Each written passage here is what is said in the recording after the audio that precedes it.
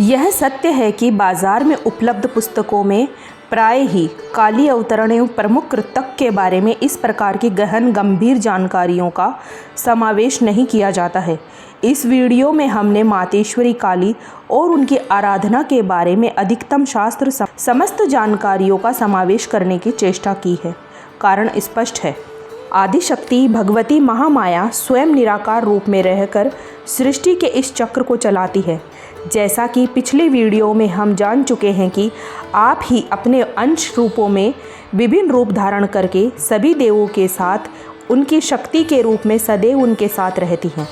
परंतु जब कोई इतना भीषण दानव उत्पन्न हो जाता है कि सभी देव एक साथ मिलकर भी उसका सामना नहीं कर पाते, तब यह आदिशक्ति महामाया कभी दुर्गा तो कभी काली, कभी महाकाली तो कभी दक्षिण काली के रूप में अवतार धारण करती है।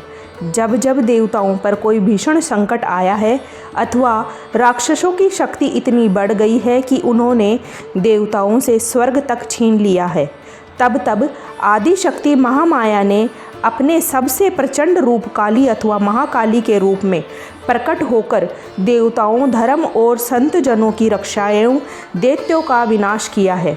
यही कारण है कि काली, महाकाली, आदि काली, दक्षिण काली और चामुंडा आदि अनेक नाम और स्वरूप है।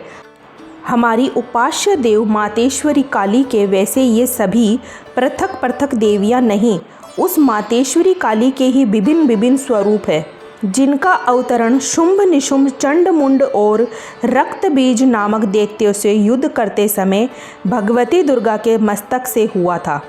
दुर्गा सप्तशती के 7वें और 8वें अध्याय में भगवती काली के अवतरण, उनके रूप, स्वरूप और शौर्य और दैत्यों के हनन की कथा बड़े ही मनोरम शब्दों में की गई है। इसका सार संक्षेप में इस प्रकार है।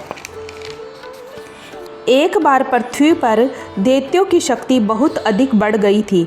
दैत्यों ने देवराज इंद्र से उनका सिंहासन छीनकर और सभी देवताओं को स्वर्ग से निकालकर स्वर्ग पर अधिकार कर लिया। इन दैत्यों के राजा शुंभ और निशुंभ नामक 2 भाई थे। महिषासुर, रक्त बीज, चंडमुंड और धूम्रलोचन जैसे दर्जनों सेना नायक और करोड़ों दैत्यों की सुजित सेना उनके पास थी। पराजित देवताओं के द्वारा प्रार्थनाएं किए जाने पर आदिशक्ति भगवती भवानी ने दुर्गा के रूप में अवतरित होकर उन दैत्यों का संहार किया था। इस युद्ध के मध्य ही देवी दुर्गा ने अपनी सहायता के लिए अपने ललाट से एक अत्यंत शक्तिशाली और विकराल देवी को प्रकट किया। काली, कालिका, चामुंडा, महाकाली आदि इसी देवी के अनंत नामों में से कुछ नाम हैं। शुंभ निशुंभ के सेनापति धूम्रलोचन को भवानी दुर्गा ने जब सेना सहित यमपुरी पहुंचा दिया, तब दैत्यराज शुंभ ने चंड और मुंड को लाखों सैनिकों सहित युद्ध के लिए भेजा। शुंभ ने चंड और मुंड को आदेश दिया था कि वे देवी को पकड़कर उसके पास लाएं। जगदम्बा दुर्गा के निकट पहुंचते ही दैत्यों ने उन्हें चारों ओर से घेर लिया और उन्हें पकड़ने को मारने की चेष्टा करने लगे। यह देखकर देवी को बहुत अधिक क्रोध आया और क्रोध के कारण उनका मुखमंडल काला पड़ गया और भौहें वक्र हो उठी। उसी समय उनकी भौहों में मध्यवर्ती भाग और ललाट से विकराल मुख वाली अत्यंत भयंकर काली नाम देवी प्रकट हुई। काली, कालिका, महाकाली, चंडिका और चामुंडा आदि नामों से विख्यात 4 भुजा वाली वह देवी अपने हाथों में तलवार, पाश और विचित्र खंडक धारण लिए हुए, वह चीते की चमड़े की साड़ी पहने नरमुंडों की माला में अलकृत थी। अत्यंत भयंकर और शक्तिशाली होने के बावजूद काली माई का शरीर अत्यंत कृशकाय था। उनके शरीर में नाम मात्र सा मांस था, केवल अस्थि पंजर नजर आता था, जिससे वे अत्यंत भयंकर दिखाई पड़ रही थी। उनका मुख विशाल था, जीभ लपलपाने के कारण वे और भी डरावनी प्रतीत हो रही थी। उनकी आंखें भीतर को धसी हुई थी और अंगारों के समान लाल थी। वे अपनी भयंकर गर्जना से संपूर्ण दिशाओं को गुंजा रही थी। बड़े बड़े दैत्यों का वध करती हुई वे कालिका देवी अर्थात मातेश्वरी काली बड़े वेग से दैत्यों की उस सेना पर टूट पड़ी और उनका भक्षण करने लगी। वे पारवश रक्षकों को अंकुशधारी महावत और योद्धाओं तथा घंटा सहित कितने ही हाथियों को एक ही हाथ में पकड़कर अपने मुख का ग्रास बना रही थी। किसी को बालों से पकड़ लेती, किसी का गला दबोच देती, किसी को पैरों से कुचल डालती और किसी को छाती से धक्के मारकर गिराकर मार रही थी। वे असुरों के फेंके हुए बड़े बड़े अस्त्र शस्त्र मुंह में पकड़ लेती और रोष में भरकर उनको दांतों से चकनाचूर कर डालती थी। काली द्वारा अनेक दैत्य तलवार से घाट उतारे गए थे, अनेक खंडक वाण से पीटे गए और कितने ही असुर दांतों के अग्रभाग से कुचले जाकर मृत्यु को प्राप्त हुए थे। इसी प्रकार देवी ने असुरों की उस समस्त सेना को क्षण भर में धराशायी कर दिया था। अपनी सेना का इस प्रकार विनाश होते देखकर चंड उन अत्यंत भयानक काली देवी की ओर दौड़ा। महादैत्य मुंड ने भी अत्यंत भयंकर बाणों की बौछार से तथा हजारों चक्रों एवं अन्य शास्त्रों में उन भयानक नेत्रों वाली देवी को आवृत कर दिया। वे अनेकों चक्र देवी के मुख में समाते हुए ऐसे जान पड़ रहे थे मानो सूर्य के बहुतरे मंडल बादलों में उदर में प्रवेश कर रहे हों। तब भयंकर गर्जना करने वाली काली ने अत्यंत रोष में भरकर विकट अट्टहास किया। उस समय उनके विकराल मुख में भीतर देखे जा सकने वाले दांतों के प्रभा से वे अत्यंत उज्जवल दिखाई दे रही थी। दैत्य सेनापति चंड को अपनी ओर आता देखकर काली ने आगे बढ़कर उस महादैत्य पर हमला कर दिया। क्रोध से भरी हुई काली ने उसके केश पकड़कर उसी की तलवार से उसका मस्तक धड़ से अलग कर दिया। चंड को मारा गया देखकर मुंड भी देवी की ओर दौड़ा। तब देवी ने रोष में भरकर उसे भी तलवार से मारकर धरती पर सुला दिया। महापराक्रमी चंड और मुंड को मारा गया देखकर मरने से बची हुई बाकी सेना आतंकित होकर चारों ओर भाग गई। उसी समय काली ने चंड और मुंड के मस्तक हाथ में लेकर जगदम्बा दुर्गा के पास जाकर प्रचंड अट्टहास करते हुए कहा, देवी, मैं चंड और मुंड नामक के 2 महाअसुरों को मस्तक आपको भेंट करने के लिए लाई हूँ। यह देखकर कल्याणमयी दुर्गा ने काली से मधुर वाणी में कहा, देवी, तुम चंड और मुंड को लेकर मेरे पास आई हो, इसीलिए संसार में तुम्हारा नाम चामुंडा होगा। चंड मुंड का वध मातेश्वरी काली का एक बहुत बड़ा कार्य और देवों पर उपकार है, परंतु आपका इससे भी जटिल और भयंकर कार्य है।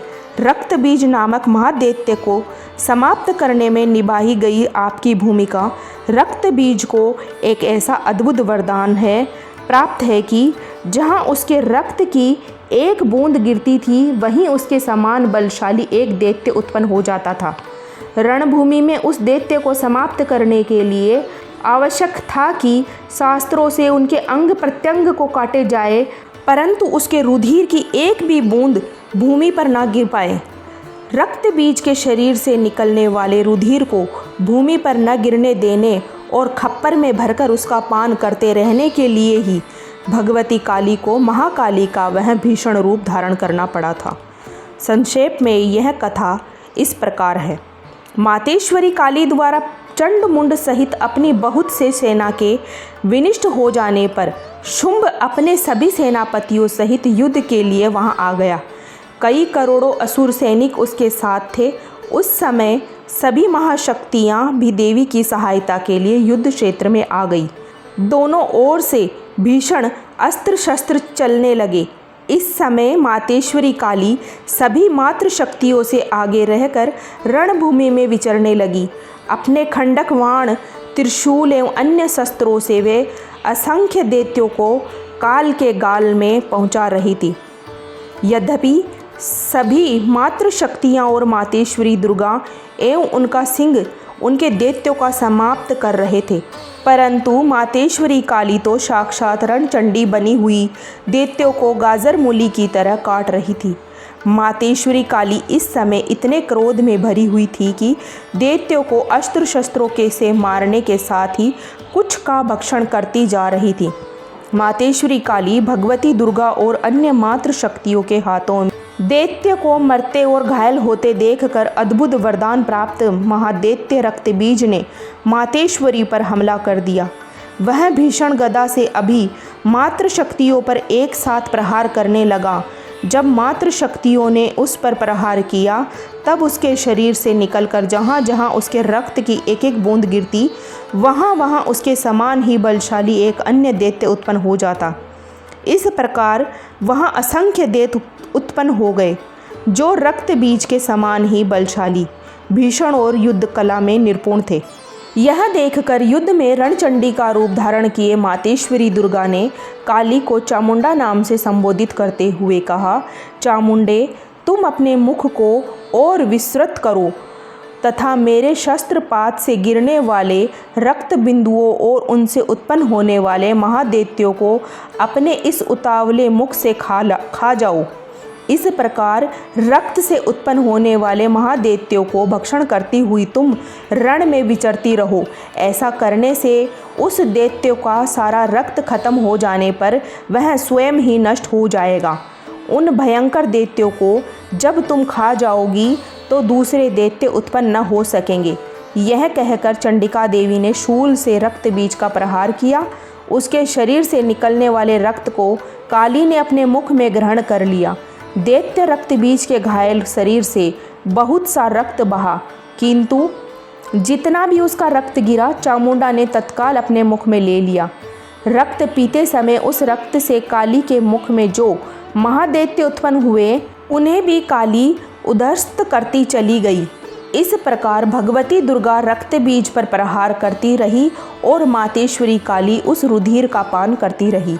इस समय रक्त बीज के रक्त और उसके रक्त से उत्पन्न असंख्य दैत्यों को भक्षण करने के लिए भगवती काली ने अपने मुख का आकार अत्यंत विशाल कर लिया था और अपनी जिह्वा को संपूर्ण रणभूमि में फैला दिया था। शास्त्रों में मातेश्वरी काली के इस स्वरूप को चामुंडा नाम से संबोधित किया गया है, जबकि सामान्य जन अधिकतर काली माई अथवा महाकाली कहते हैं।